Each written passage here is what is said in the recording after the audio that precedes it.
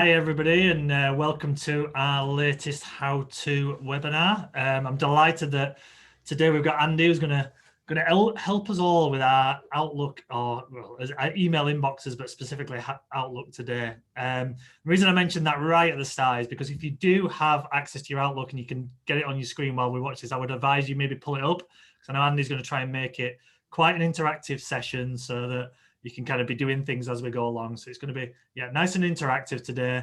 As always, these sessions are recorded. So if you want to go back as well and have a look, it's going to be on the YouTube channel. For the Northern Affinity partners, it will be on the Mighty Networks as well later today. So it's all there to look back on. But like I said, if you get it open and kind of interact with us with it and us as we go along, that'd be great. For those who are watching this live, we've got the chat box and we've got the Q&A box as well. So please, get involved, guys, as much as we can as we go through. Pleased to know that's kind of it from me. And I'll let Andy help us all with our Outlook inbox. So Andy, I'll hand it over to you. Mike, thank you. Good morning to everybody. And thank you for being indoors on this gorgeous sunny day. So I appreciate 45 minutes now of your time just to really a bit of a debating session as opposed to an instructional session with regard to how you manage your emails from Microsoft Outlook. Yes, an Outlook with the basis of this, but it does apply to whatever package you use. So the principles are the same in terms of how you manage your emails. So as I say, without further ado, I'll share my screen, if I may, and hopefully now you've got a presentation that says email management on there, a bit of PowerPoint. Thumbs up, Mike, please, if you can see that. Marvelous. Okay. So, guys, please chat QA. Mike's going to keep an eye on that as we go through, and I'm going to be pausing at various times to let you have a little bit of a practice on what I'm going to be showing you. But a few principles, I think, first of all, in terms of email management, to open some discussion on how we go. Okay, lovely. So away we go. Fine. So first of all, and your first opportunity to fill something into the chat box, please, guys, or the QA. How many entries are currently in your inbox? And let's count all your email addresses, please. So your principal one and any others you happen to have kicking about. So I don't need 743. I just want an approximation of roughly how many entries are in your inbox. And as and when they come in, Mike, if you could just shout them out, if people are being honest in their opinions about how many they've got in there, that would be good. So what have we got in there? We've got, so first it was for me, which is 1,000 plus. Yeah. I mean, that might be a big plus if I'm being honest. David, sorry, said 8,000 plus.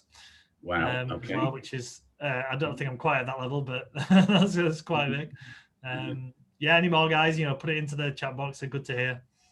Yeah, fine. And the numbers I'm hearing are not unusual. We deliver this as a half day and a full day workshop on site. And the world record entry for somebody who came on one of our workshops was something in the region of 85,000 entries in his inbox, which was just a ludicrous number. And I asked him how he coped with those, and he said, "Oh, I print them off and I give them my secretary and she deals with them." So I thought, "Oh, get out of the 70s, mate." I thought, but there you go.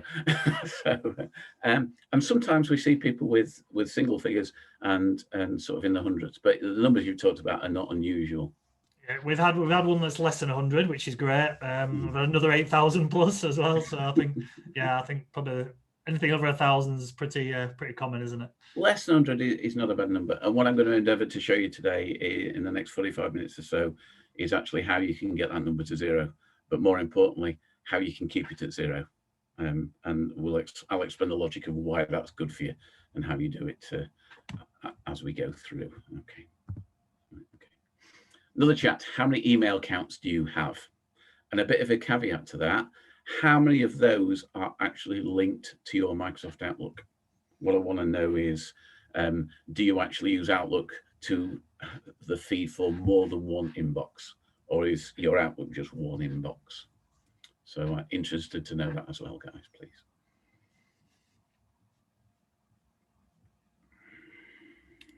So again, with me, I know I've got 4 email addresses that all of them are linked to my Outlook. Okay. Although I don't always use Outlook, I do sometimes go to them individually on their platforms. Okay, lovely. Personally, as you'll see in a minute, I think I've got 7 or 8 that all come into the one screen. And the obvious advantage of that is I don't flip between screens. I'm always, when I'm in my inbox or my inboxes, I'm just looking at the one screen to access my inbox rather than flip down to a webmail and backwards and forwards. Lovely. Okay, so just some interesting questions there. Okay. Yeah, so we've had some other responses. Someone said just one for work. Don't ask about private emails too many. Yep. We've had one from Lauren, 3 email accounts, 2 Gmail and one which is Outlook, all individual and none of them are linked. And okay. Another one, so 4 accounts, one which is for work, one for private, and 2 only to access web database, but not used interactively. Understand. Again, quite common when we deliver this, guys. Quite a variety. But that's it. Just to emphasize the point I'm making. I'm going to look on one screen for all my inboxes. And if you're not sure how to do that and to establish that, post this session, I'll happy to help you set that up because it really is nice and straightforward, especially things like Gmail, which you can set up in a breath. It's nice and easy. Okay. Now then, not really technically do with your inbox, but what are the points of references which govern your working day? Now, what do I actually mean by that? The sort of things I'm thinking of here are, again, and don't bother chatting this, guys, just answer it yourself. Do you have a paper diary which you refer to? Do you look at your inbox on a regular basis? Do you have the good old paper to-do list or paper to-do lists? And the point I'm making with all these points of reference, whether it's a wall planner or whether it's the infamous notebook, all these sort of things, do you have a myriad of post-it notes all over your desk, etc.? And I guess all this is sort of ringing true with lots of people. Do you have the boss who instructs you on what to do? And do you actually try to remember stuff? What I'm kind of getting at here, and of course, our mobiles, our smart devices, which are increasingly coming in these days. What I'm driving at here is the more points of reference you have in terms of controlling your working day, the more complicated and confusing it gets. And what you'll be pleased to know is that each and every one of those products can actually disappear and can be part and parcel of Outlook. So everything we've mentioned there goes into the one place. And I've got so much more efficient and effective, and I've used the system for about 9 or 10 years now, by actually just having everything in the one place. So Outlook is key to my working day, and it's actually brought in the social and the family as well. So I run it all from one place, and that, I appreciate that might not be practical to some of you, but Microsoft Outlook is the vehicle I use for this process. And I'm happy to share this with you and how I do it very shortly. Okay, right. Again, no need to answer this chat, but it may just resound with some of you. How many times a day do you open the same email? What I mean by that is you look at it, you open it, you think, yes, I must do something about that. You mark it as unread, and then you put it back in your inbox. And then 45 minutes later, you open it, you read it again, you think, I must do something with that. You mark it as read, and you put it back in your inbox. And you probably do that, I don't know, numerous times, depending on how complex it is. And all you're doing, guys, there is you're wasting time. That's all you're doing, really. And part of this process is helping you make a decision on what you're going to do with that email. You're not necessarily going to do it straight away, but part of the process of being in your inbox and managing your inbox is deciding what I'm going to do with this and when I'm going to do it. So none of this pontificating, opening it, closing it, opening it again and closing it. When we get the email, when we read it, let's decide what we're going to do with it. So that's a lot of the basis I'm going to do today. And this applies even if you're not actually using Outlook. The same process applies in terms of managing it if you're just using webmail or Gmail or something like that. Pretty important. Now, here's a question we could spend the whole hour answering. How many times a day do you go into your inbox? And again, chat it if you like, put your Q&A in if you like. Lots of folks will come back and say, I'm in it all the time. Some folks will be a bit more disciplined and say 2 or 3 times, 4 times a day, something like that. Some of you perhaps will have inbox open, but the tools and the discipline to make sure that you're not in it all the time and accessing all the time And Mike, just before the session, you were talking about something called Boomerang. Do you want to just enlighten on that a bit, if that's okay? Yeah, absolutely. Yeah. So I mean, I use Gmail quite a lot, and the reason Boomerang is basically a Chrome extension which you can put into your email inbox where you can pause emails coming in. So, you know, I know for a lot of people, one of the worries about turning your emails off and concentrating is you miss something really, really important that comes in, which is, or the opposite of it. The other side of it is you need to send emails out as part of your job. And I know I do a lot. I spend a lot of emails for what I'm doing. If I close my email, then I can't do that. So I'm opening and closing the browser. So what I can do is pause anything coming in for a certain period of time. And you can set parameters on that, and certain people will come in, and you can do it for certain time scales. But it really, really helps with that productivity if you've got a particular piece of work that you need to do and focus on for whatever period of time that is. And it allows you to still do the outbound stuff without getting the inbound distraction. Yeah, that's great advice. And there's tools within Outlook to do that. And you may or may not be aware of something called delay delivery, which is a key part of Outlook, where you can say, even if it's not open, if you're on Microsoft Exchange server, even if your Outlook isn't open, an email can go at a specified time you specify, and you don't have to be in front of it. So that's a really useful feature. Happy to show that if anybody's interested in that. It's simple. It's called delayed delivery. So it won't deliver it before such and such a time. The reason I ask this question, how many times a day do you go into your inbox, is I have a strong recommendation and encouragement to you to make it as least as possible. My guideline is 3. So I usually go into my inbox around this time in the morning, or first thing. I will go late morning, and then I will go mid-afternoon. And outside of those times, I do not touch my inbox. Now, you're going to come screaming back at me, I know you are, and say, what if I get an email that says, please ring me in 5 minutes, and I don't pick it up? It's about setting the expectations of people who send you email, knowing that you won't get a response. And there's nothing at all wrong with putting an out of office on, or some message on your inbox to say, I've now changed the way I'm working. I won't be getting to my inbox for the next couple of hours or so. If your inquiry is generally urgent, please ring or text me. Because there's nothing worse than the guy or the girl who sends you an email, texts you, rings the landline, rings your mobile, sends a carrier pigeon, and anything else they do in that short space of time just to ask you a daft question, which could have easily waited a while. And this actually helps you get rid of the people who are just pests. And let's be face it, we get people who are pests in our business. So it helps you control it. And outside of those 3 times a day, and I only take about 20 minutes because I'm used to doing it now, the process to enter my inbox takes me about 20 minutes of time. What it actually means is I am in my inbox for 1 hour a day, and that's it. And I'm very disciplined with that. And outside of that hour, I am doing other things. I'm doing the things I'm meant to be doing. As we say in the North, I'm not chuffing around in my inbox, because we all chuff around in our inbox far too often. Okay. Anything appeared on chat while I've been waffling, Mike? Any questions so far?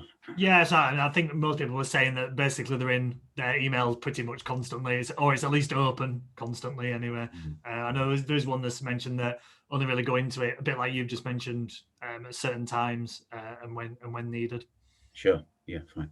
And here's this business utopia. You leave work every day with an empty inbox. Sounds impossible. Very much workable, guys. It really is workable, but it's about setting the discipline, and it's also about setting the expectations about people who email you. And the problem is, if you're used to answering straight away, they're wondering why you're not doing it anymore. But you're actually become far more effective and efficient. I think I genuinely give myself about 90 minutes, a couple of hours a day that I never had before this process. It's that effective and that efficient. I have really become far more efficient in turning things around. Okay. Right, so how we do this, what is this about? Okay, so I'm going to actually do some, have a look at Outlook and how I use it. So let's have a look at this in a little bit more detail. Okay, right guys, now what you're seeing up here on the screen, and just confirm, Mike, that you've got the Outlook screen up here, if that's okay. Yeah, you can see it all right? Perfect, thank you. Okay, now, this is not made up for today. This is my real inbox. If you see some commercial confidential information, just ignore it, guys, and throw it away. But you probably won't, in all fairness. And what you will notice is I have my calendar on the left-hand side of my screen, and key here, my tasks, my to-do list, which are essentially all one and the same thing on the right-hand side of the screen. So if you like, from those earlier slides before, here's the paper diary, here's the calendar, here's the wall planner, etc. on this side, and here is the to-do list on this side. And what the student of view will notice is my inbox is not in view. Because while my inbox is in view, I simply get distracted. So here is my day-to-day. This is what I work from, apart from the 20 minutes or so, 3 times a day, where I'm actually working inside my inbox. And I'm going to come back to this shortly in terms of how I use it. But just before I leave it, there's a distinction here. If we draw this vertical line here, separating the calendar from the tasks, the only thing that goes on the left-hand side are distinct, unique, time-specific sessions. Okay, yeah, set myself some time to do that. I'm doing this presentation this morning. I've got my second COVID jab this afternoon. Yes, etc., etc. So these are distinct appointments, phone calls. They are distinct things with finite pieces of time. That's the left-hand side. The right-hand side are things I have to do, but they are things I have to do without a specific time. So here's my to-do list for today, and here's my to-do list for tomorrow. And I'll show you in a minute how easy it is to drag and drop this around and change the date on which I'm going to do things. So tasks on the left, calendar on the right. Right, so how do we get to that state in terms of managing our inbox, which is obviously pretty key to this. So what's the process here? The process of managing your inbox involves these characters here. Now then, this guy, as you can see here, fat cat. He is a fat cat, as you can see, and he has a couple of mates. He's got left mouse and right mouse. The reason I introduced these guys is the right mouse button, this fellow here, are probably the most underutilized buttons inside the Microsoft suite. We don't use right mouse enough, and right mouse is very much part and parcel of the way we operate. So fat cat, left mouse and right mouse. A bit of fun to illustrate a point, and hopefully you remember that because you've seen this blue character here. Right, what does fat cat mean? This is essential to the way we operate. You might want to take a note of these, or I'll snap of the screen. So fat cat is the 6 things I'm allowed to do when I receive something into my inbox. I'm not allowed to do anything else with them. I've got to do one of these things. 4 of them are fairly straightforward and easy. 2 of them are a little bit more complicated. And the 2 that are a little bit more complicated are the middle 2, T for creating a task, and C for creating a calendar item, which is what the other screen you just saw was about. And the rest are nice and straightforward. So let's talk about how straightforward it is by looking at my real inbox and see what we do with that. So have those at my eye, or snip it and have a look at it, guys, or scribble it down, just the processes we go through in operating fat cat. And I don't need any more. I can just shut him down. Lovely. So what I'm going to do now is I'm going to go into my real inbox. And here we see, this is my real inbox, and I can take away, just take away. So all I'm doing here, so this is the 20-minute period I'm allowed to manage my inbox. This is what I'm doing here. And what I'm doing here is the T, the trash. I'm getting rid of, obviously, some stuff that I never need or will ever need. So I'm getting rid of all this. I'm just trashing it, easy. And just click this button here. And if you're on Gmail, whatever, there's various ways of doing this. So I'm getting rid of stuff. And stuff that is now out of date. Starting now, how to get rid of inbox 0. Fine, don't need that no more, so I can just trash it. That's easy. And genuinely, guys, I have 7 entries in my inbox now. How did I get to that point? And I've left one here on purpose from yesterday just to illustrate something. Okay, so fat cat. Let's deal with these top 2 first. Let's deal with F for filing it and A for actioning it. So we're going to do with those 2 first. Okay, right. File an email. You don't need to take any action with it, but you might need it in the future. So what it's important to do is to get yourself a meaningful file structure down here. See, my file structure goes on and on, but it doesn't matter. And the reason there's lots and lots of folders down here to drag things into are, as you can see, I have 1, 2, 3, 4, 5, 6, 7, 8 inboxes coming into my one point, so I don't have to flip between screens. And so I have different folder structure depending on which email account I'm talking about. And filing is easy. All you do is you click and you drag and you drop into the appropriate folder. That's nice and straightforward. That's just filing. Why not file them? Folks tend to leave them in there. Oh, I'll file it when I get around to it. But all you're doing there is you're sort of doing the same process twice. Why do it? Why not just file it straight away? The second one I involved myself with, the second part of Fat Cat, this guy here, is we're going to action something. Right, action. Now, this is the email that you can turn around in 2 minutes. No more than that. If it's more involved than that, it becomes a task or a calendar item. But if you can turn it around in 2 minutes, just do it, as Knight would say. Hi, Andy. Have you got Fred's mobile number, please? Yeah. Hi, Jeff. Yes, the mobile number is da, da, da, da, da, da, da. Best regards, Andy. Send it. Gone. Why on earth are we keeping those around in our inbox? No point at all.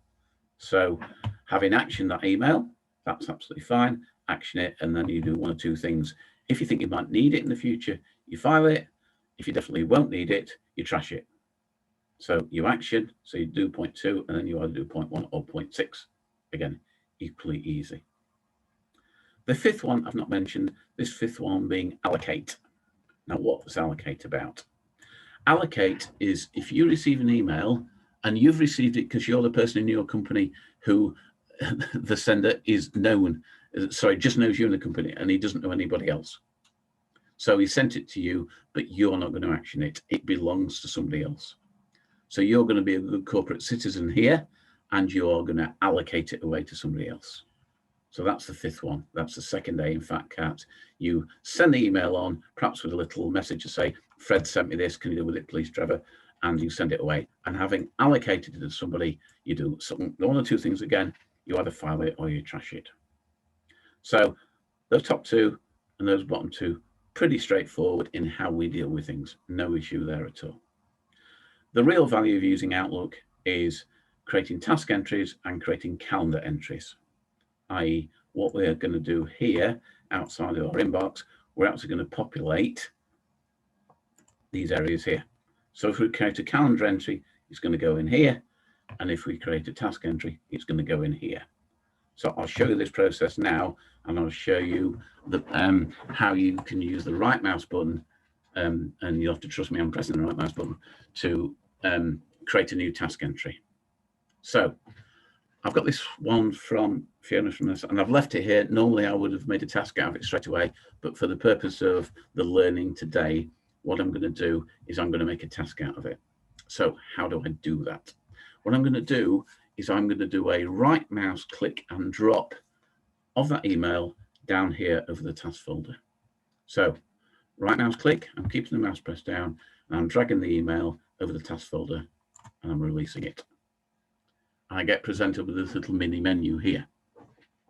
The object of the exercise is to get everything out of our inbox. So there'll be no point in copying it. So what I'm going to do here is I'm going to take the option that says move here as task with attachment. So I'm going to left mouse click and take that option. And it's actually created me a screen that you may or not be unfamiliar with, but this is creating a task entry inside Outlook. Now, if anybody just wants a minute or two just to practice that, let me know and I'll halt it. Or if not, I'll just crack on and carry on with the demonstration. So if you want to practice something, guys, just put something in the chat and I'll stop for 2 minutes while you do that. But if nobody answers, I'll just crack on.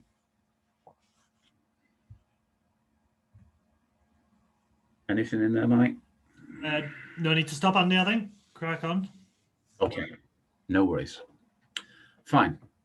Now, what's happened, Guy, is the subject name is the same inbox entry as the email had itself. Now, that might be relevant. It might not be relevant. In this case, it's pretty relevant to me because somebody's done a training needs analysis for us and the company's Sheffield Chamber. So that is entirely relevant.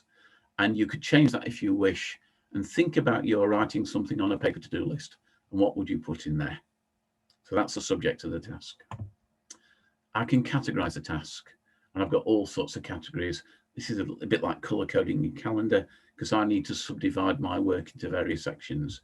what is the RT training, what is another business I'm involved in, what is e-learning, what's an admin task, what's social, etc. All sorts of stuff going on here. And I'm going to set this under the category of IT training. Now, there's all sorts going on here. You could spend absolutely hours, and you could waste hours setting up the start date and the status of it. And this bonkers one here, priority. What on earth is priority? What does that mean, really? Because Mike's low is my high is somebody else's normal. It doesn't make any sense at all. So I never touch that. And I never touch any of this. And I'm not particularly anal in terms of saying this task is 34% complete. No value in doing that at all. The only thing I concentrate on this are two fields here. I do not tick that reminder. Definitely not, because that just dings at me all day and puts me off and distracts me. So I don't tick that reminder. What I do instead is I set the due date. And for the purpose of this learning today, I'm just going to set the due date as to be today, the 2nd. That's absolutely fine. Now, because I've done a right mouse click and drop, what you see here is the email that came in its entirety. And at any point, when I'm actually going to do this task, what I would do, I can double click on this email and it will open, and I'd open that PDF, and then I would focus on what I've got to do with it. At the same time, what I do is I'll make a dated note to myself. And what's this about? So I'm going to put 2.6 analyze PD. Sorry, I can't type, but you get the idea. Analyze PDF and respond. Now you may say, why on earth are you making a little note when you can do that today? But we're not really making a little note for today. We're actually reminding ourselves what to do, but we're actually creating a little log of the task. And I'll illustrate that in a little while. Okay, so I've right mouse click and dropped it. I've set a subject down. I've put a due date in. I've put a little note to myself to start the log. And all I'm going to do this point is I'm going to click save and close. So a couple of things have happened now. And the first thing you'll notice has happened is that email is no longer part and parcel of my inbox. It's gone. The other thing you'll notice, and sometimes it takes a little while to catch up. So if it's not landed yet, forgive me. It may be there. It may not be there. It's here. Now we have a new entry in today's to-do list, which is TNA social media. So that's been the process of taking an email out of the inbox and making a task out of it. Now, the argument comes back and says, why are you bothering to do that? Why don't you just keep it in your inbox and action it accordingly? Great question. And I was very reticent when I first taught this to stick with the way I had it in just working in my inbox all the time. But here's the real benefit. What I'm going to do is pick this guy up from my task list, this one here, which is an ongoing task. And I'm just going to double click it and illustrate to you what's happening here and how I use it. Okay, so you will see here is the log. Here's the email I've dragged in. Here's some dated notes I've made to myself. Here's another email that came in. Because when another email lands about this delivery I'm delivering at Swanmorton on behalf of Sheffield Chamber, I just add to my notes, dated note to myself. I went on a site visit, COVID, etc., what time am I doing it? Here is the relevant Excel document. What I'm basically building here is a poor man's CRM, i.e. everything connected with this particular task is actually contained in the task. So these guys have sent me this Excel file, this note here, Word document about Excel. So I've added that Word document here. I've added the email that came in. So when a new email lands about this particular task, I don't create a new task, I just add it here. So basically I have 1 point and 1 point only to look at all the work I'm doing with Swanmorton. Guys, you need to come back to me. Why don't you use HubSpot? Why don't you use Dynamic CRM, etc.? And there's not hundreds, there's lots and lots of other pieces of software that you could use. But my point is, why, when you've actually paid for Outlook, and it's just the point of you using it more effectively and efficiently. I'll close that one, but I've not added to it. Any questions cropped up, Mike, please? No, not at the moment. No, we're okay, Andy. Okay, fine. Lovely. So that was how to deal with number 3, that task option there. So that was creating a task entry from something that landed in your inbox.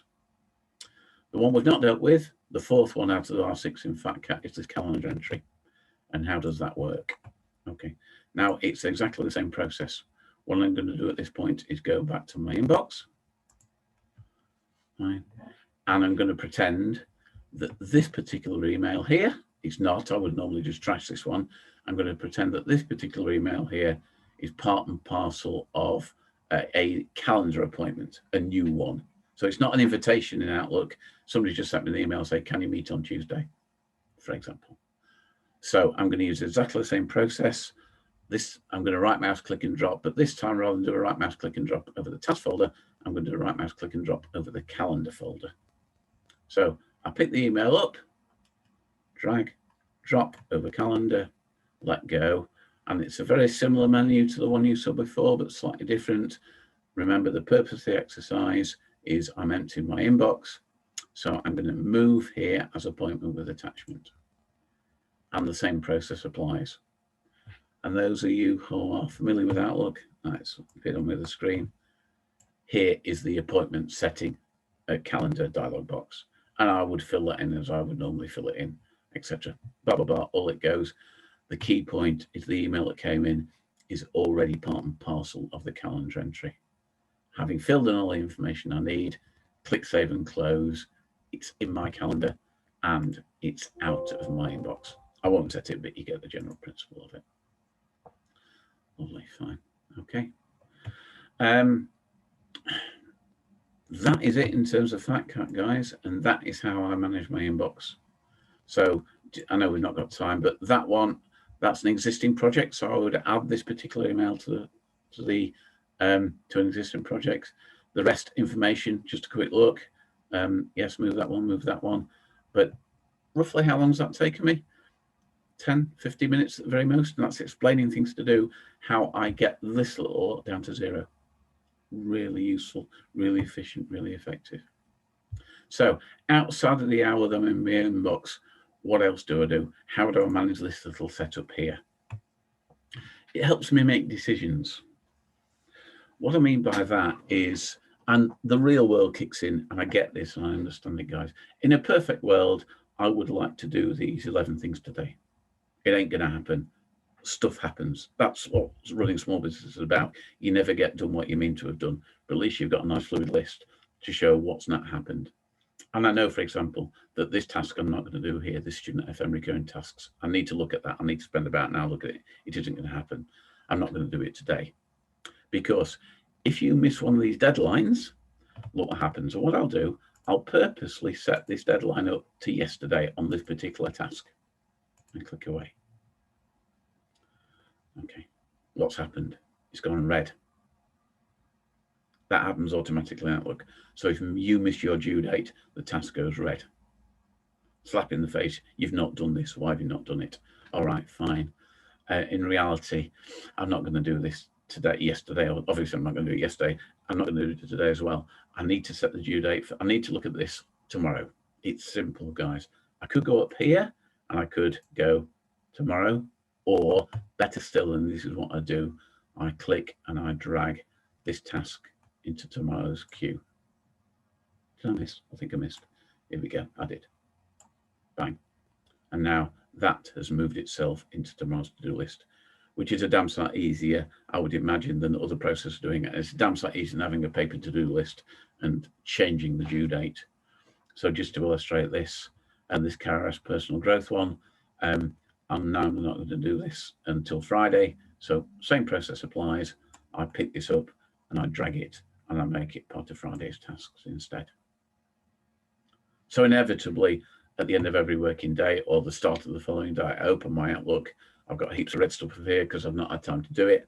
So I go, right, when am I going to do this? When am I going to do that? And I kind of take the view that if I've moved something forward 3 or 4 dates, am I ever really going to get around to doing it? Is it that important? Can I do something about it instead rather than actually do it? Management decision, how you manage your time. And the beauty of this screen as well, you can see I've got my calendar over here and I've got my to-do list over here. can I fit everything in today? No, I probably can't. Which of these am I not going to do, or am I not going to go to this meeting, or how can I manage my day? It's a really useful day that you as small business owners can make decisions about your time management in an effective and efficient way. Because here is the one screen that I have that I need to make my decisions. And it's really effective and really efficient, and has worked for me for a long, long time now, guys. Questions, Mike, please. Anybody violently objecting to what I've said? Oh, this won't work for me. No violent objections yet, Andy. Then the kind of general question from me is obviously I think when you set anything like this up, obviously you need to spend a bit of time setting it up and getting it right. But I know you kind of touched on it earlier, but the time benefit as you move forward, it doesn't take long, does it, for 20 minutes, half an hour a day to add up to a lot of time? An awful lot. And traditionally, if you have an inbox where folks are sending you information all the time about the same topic, you're up and down your inbox, you're looking at entry number 7, 23, 94, and 12, and which came first and what order is it in. And that alleviates all this. It takes it all away, because all you're doing is you're grabbing that email, you're putting it into the appropriate place, you're putting it into the relevant task over here, or the relevant calendar appointment over here. And talk about making you efficient. You make a really good point there, Mike, in terms of, yes, getting started is painful, and you think, why am I doing this? And I probably think it took me around about 3 months persisting with it before I really got the benefit of it. It's a big switch to a way a lot of people work. I understand and appreciate this, especially small business owners who are not only the salespeople, but they're the doers as well. Yeah, you think, how can this benefit a Soho, a small office home man, one-man band person? But believe you me, it does, because of this efficiency in managing inbox, and you've got this tool for you making decisions. Because as good as other things are, like HubSpot and Salesforce and all that stuff, I think they're far too complicated to do what we do here. Is my opinion. There's a time and a place for dynamic CRM. There's a time and a place for other things of that nature, especially Salesforce. But wow, Salesforce, you spend hours actually administering and not actually time doing, and that's the issue with it. And I'm expecting some objections from the audience when I say things like that, but it just works for me, and I find it really beneficial. We've had a couple of questions. I'll take them in order. So the first one is, wouldn't having emails copied in a task resulting opening these emails inside the task more often? A great point. Okay, so what I do here, and I've learned this over time, if I just look at this Swan Norton one here, the task we were talking about before, that was an intelligent question. Who was that, Mike? I like that question. Where's that gone? Come on, guys. Okay, lovely. So what I've done here, I've dragged the whole email in, and I can't remember if it was this one, but when I drag it in, what I often do, I open the email, get the relevant text that I need, which is part of that email, and just copy and paste it below. So I'm not actually having to open that one and then open that one and that one, because this text here will be part and parcel of that email. Great. Yeah, I'm doubling up my effort, but it takes me 10 seconds, and it doesn't matter because it's here. And also, if I want to reply to the email, it's up here as well. But that was a great point. Yeah. And with another question, which kind of covers a point earlier, and if you don't mind, Andy, I'll try and answer it first, but then you'll see if you agree with me. So if you deal with customers or managers or colleagues who sometimes expect urgent replies, how do you get alerted when an incoming email is urgent if you only inspect your inbox 2 to 3 times a day? Unless you have an agreement up front, it might raise frustration at the other side up to angry calls. Now, so I mean, my point on that would be that 2 or 3 times a day is what, maybe 2 or 3 hours in between check-in, roughly, depending on how your days set out. Yep. Many of us will, for example, have a meeting, or maybe not so much at the moment, but normal times be driving and things like that. So 2 or 3 hours not looking at your emails happens all the time, just because you've made the conscious decision to turn it off or not look at it. It's no different from, like I said, being in a meeting. So there is that side of it.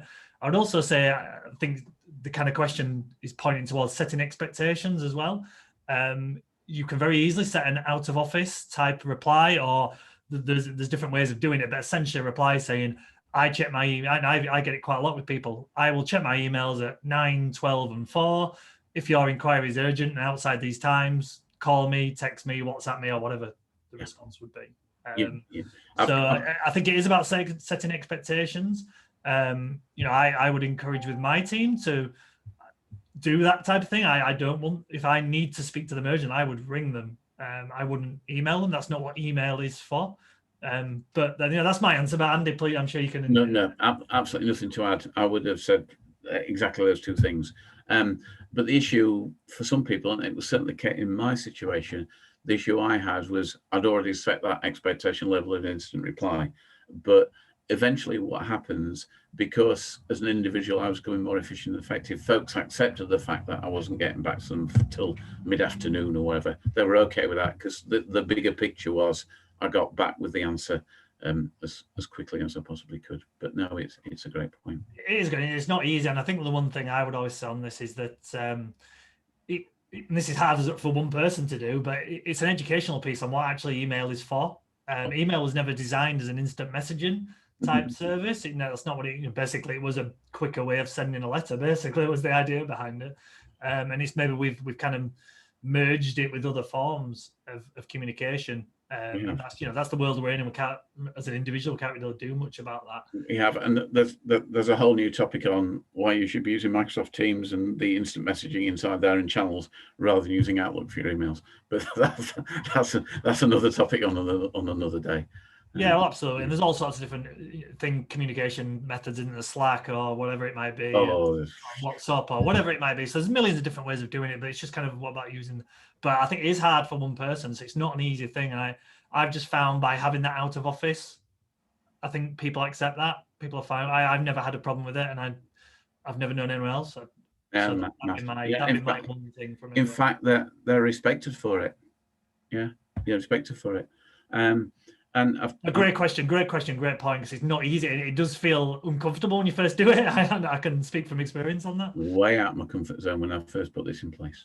And we've introduced this into companies, and so, and let's say this hypothetical example, which is really in many cases, the boss has come knocking on my door and he says, I need you to do this urgently. I need you to do it today.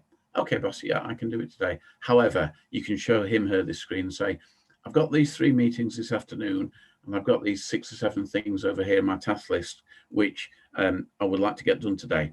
Which of these meetings do you not want me to do, or which of these tasks do you not want me to do, so I can actually do the thing you want me to do? It's just, there's no argument there, is there? They'll probably say work till midnight, but what can you do about that? Not much. But in terms of efficiency and effectiveness, it's just bang on. Yeah, and it's a great question and a great point. And like I said, it's not easy, but I've personally never come across it, and I know a few people do. And it's once you get used to it yourself, it's actually you feel worse than anyone else does with it. So once you get past that point, it's always been fine. But again, I appreciate sometimes there's a nature of types of business as well that might be slightly different. The thing about the theory is we talked about 2 or 3 times a day. It could be 4 times a day, but the point is that there's gaps when you're not looking at it for the distraction. I think that's the whole point. It might be a 45-minute gap, it might be half an hour gap, whatever it might be, but make sure there's gaps. Yeah, and just a caveat to that, I have a courtesy look. I might not fat cat, but I have a courtesy look last thing at night, just to make sure I've not received the email that says, Andy, don't drive to Devon in the morning, the meeting's off. Which happened once, but that's another story. Yeah. Yeah, that's great, Andy. I was just going to finish that and saying if anyone wants to get a hold of you, find out a little bit more, what's the best thing to do? Perfect. Yeah. Type in the RT Trainer Google the IT Trainer Sheffield into Google. You'll pick us up on the first pages there. For the partners, if you look on Mighty Networks, the connection is there. We deliver this as one-to-ones in this method. And we actually have half days and full days at clients who want a uniformity in the way they manage their emails. And we go on site and do it. And to be honest, it's a fun day because you get everybody arguing and we should be doing this. And we sort out the categories, the colours here. Yeah. How many categories are we going to have? What's the folder structure look like? And what actually happens is the Indians appreciate this more than the chiefs, because there's no way that the chiefs can actually steamroll the Indians now by saying you must do this today, and it tends to go down well. So yeah, just like the RT training Sheffield Integrable guys, get in touch. We'd be pleased to help with this and anything Microsoftish. So thanks for being around, guys. No, that's great, Andy. Thank you very much for your time, and really appreciate you doing that. And obviously, thank you everyone for watching. If you are watching this, obviously not in real, you've not watched it live. Again, if you've got questions for Andy, I'm sure I'll be happy to answer them on the various platforms you mentioned there. But yeah, thank you everyone for your time, and we'll be putting this onto the YouTube page later today as well, if you want to watch back any particular points. So thank you very much, Andy, and thank you everyone for watching. Thanks, mate.